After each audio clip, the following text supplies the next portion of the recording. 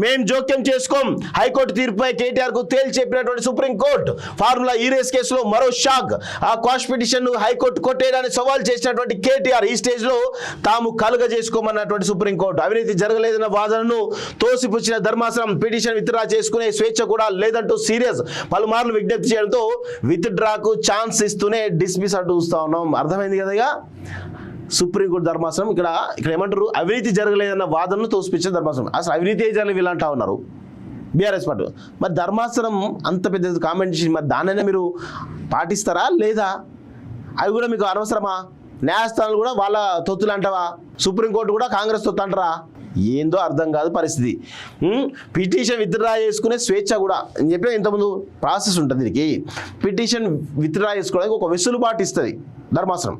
So అలాంటి పరిస్థితి ఇచ్చింది, అవకాశం ఇచ్చింది కానీ విత్డ్రా చేసుకున్నారు. ఎందుకంటే ఆ విత్డ్రా చేసుకోవడం వల్ల మళ్ళీ హైకోర్టు పోవడాక లేకపోతే వివిధ కోర్టులో పోవడాక ఒక అవకాశం ఉంటుంది. దానికోసమే అవకాశం వినియోగించుకోవడానికే అడ్వకేట్లు అడగంగా ఈరోజు జడ్జి కన్విన్స్ అయ్యి సరే తీసుకోండి మీ కర్మ బతకండి అని చెప్పేసి ఇట్లా పడేసింది. అది కూడా తెలంగాణ సమాజంలో ప్రజలు డైవర్ట్ చేస్తా ఉన్నారు వీళ్ళంతా కూడా.